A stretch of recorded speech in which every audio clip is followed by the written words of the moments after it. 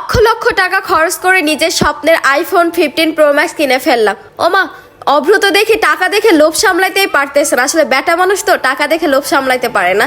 তো ফাইনালি আমার ফোনের আনবক্সিং হলো, ফোনটা হাতে পেয়ে গেলাম।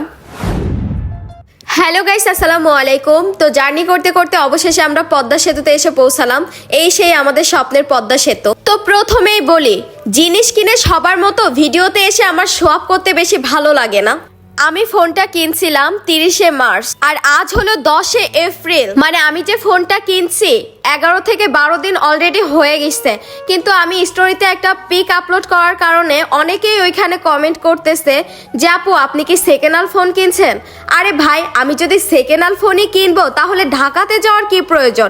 আমি তো থাকি বেনাপোল বর্ডার সাইডে। ইন্ডিয়া থেকে তো সেকেন্ড হ্যান্ড ফোন অ্যাভেলেবেল আসে। তাহলে তো আমি বেনাপোল থেকেই সেকেন্ড হ্যান্ড ফোন নিতে পারতাম। ঢাকায় যাওয়ার কোনো প্রশ্নই ওঠে না।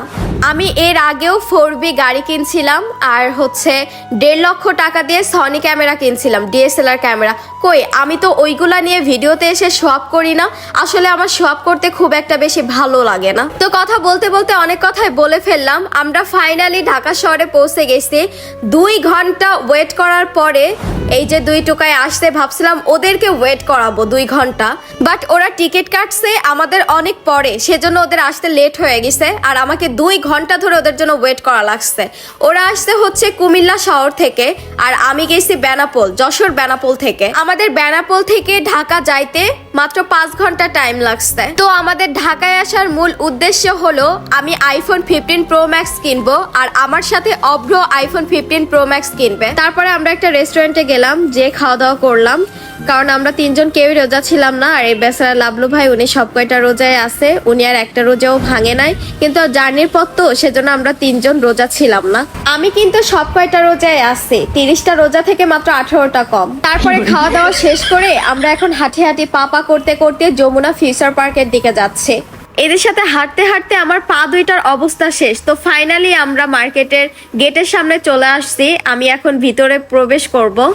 ভিতরে প্রবেশ করার পরে আমরা ফোন কেনার আনন্দে সবকিছু ভুলে গেলেও লাবলু ভাইয়া কিন্তু ভিডিও করতে ভুলে নাই। আসলে সে ভিডিওটা করে রাখছিল বিধায় আজকে আমি ভিডিওটা আপলোড করতে পারলাম। মার্কেটে আসার পরে অব্র ভাইয়া তো এখান থেকে নড়তেছেই না, এই মেয়েটার দিকে এমন ভাবে তাকায় আছে।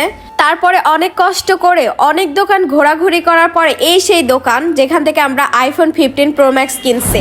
আসলে আমরা খুঁজতেছিলাম সিঙ্গাপুরি global variant iPhone 15 pro max. আমরা যে দোকান থেকে আইফোন 15 প্রো ম্যাক্স এর অফার দেখে আইফোন কিনতে আসছিলাম, অনেক কষ্ট করে দোকানটা খুঁজে খুঁজে বের করার পরে তাদের দোকানে যেয়ে শুনে সিঙ্গাপুর গ্লোবাল ভেরিয়েন্টের আইফোন 15 প্রো ম্যাক্স নাকি তাদের স্টকে আপাতত নাই। তাহলে কেমনটা লাগে বলুন? অনেক কষ্টে খোঁজাখুঁজির পরে অবশেষে একটি দোকান পাইলাম, কিন্তু এখানে এসে তো আরেক ভেজাল। আমার আর অব্রার হচ্ছে ব্ল্যাক কালার পছন্দ, কিন্তু এখানে নাকি ব্ল্যাক কালার মাত্র একটাই আছে।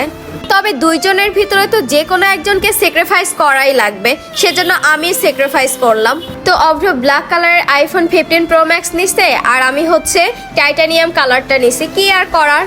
তবে ব্ল্যাক কালারের আইফোন তো সব মডেলেই আছে, 13, 14, 15 সবগুলাতেই ব্ল্যাক কালার আছে। কিন্তু 15 প্রো ম্যাক্সের নিজস্ব কালারই হচ্ছে টাইটানিয়াম কালার, সেজন্য আমি বুদ্ধি করে এই কালারটা নিয়ে নিচ্ছি। সবাই এই কালারটা দেখলেই বুঝতে পারবে যে এটা আইফোন 15 প্রো ম্যাক্স। তো যাই হোক, অবশেষে আমার ফোনের আনবক্সিং হয়ে গেল আর আমি ফোনটা হাতে পেয়ে তো অনেক খুশি। এই সব কিছুই সম্ভব হয়েছে শুধুমাত্র আপনাদের দোয়া ও ভালোবাসার জন্য। তো আপনারা যেভাবে আমার পাশে ছিলেন এভাবে সবসময় পাশে থাকবেন ও সাপোর্ট করবেন। আহারে, কতগুলা টাকা এখন আমাকে দিয়ে দিতে হবে। তো যাই হোক, সবাই ভালো থাকেন, সুস্থ থাকেন, দেখা হবে নেক্সট কোনো ভিডিওতে।